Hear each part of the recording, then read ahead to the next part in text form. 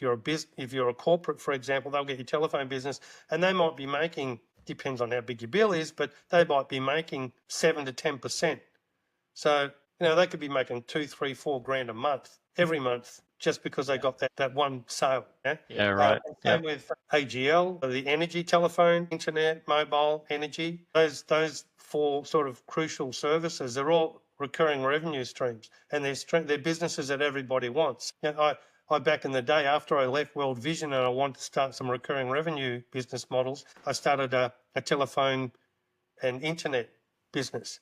And I was earning 10% on that. And I got to, I think, $10,000 a month in income in the first 6 months. And that's like back in 2005, 2006 as well. So it's like, I had a few businesses going in that 2005 to 2010 era. My wife would say too many businesses, but that 10 grand a month today would have been equivalent to about 18 grand a month. In generating that in a 6 month period was pretty decent.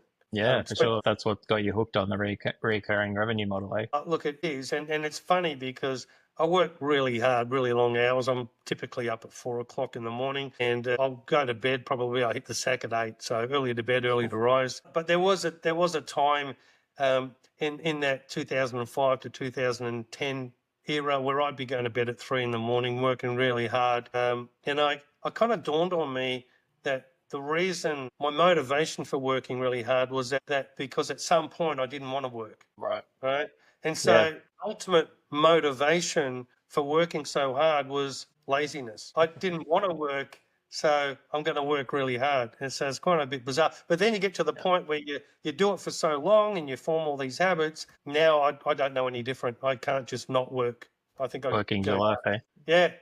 Well, enjoy it. Yeah. I guess that's the thing as well. Well, that's the thing. Yeah, you got to enjoy it. That's great. Thanks for sharing all that so far. What I want to touch on is with the finance brokers, you already had a network there. It was easy for you to probably get your first clients there. You then mentioned that you moved into more working with accountants. Did you have any challenges when you started to go into that niche, or was that really just as easy as the finance brokers because of your network? And if so, is there any other niches that you then moved into or target markets that you really didn't have any connections and that you had to kind of rethink how you were going to get new clients in that area? Yeah, that's interesting. With accountants and financial planners, I sort of put them in that category.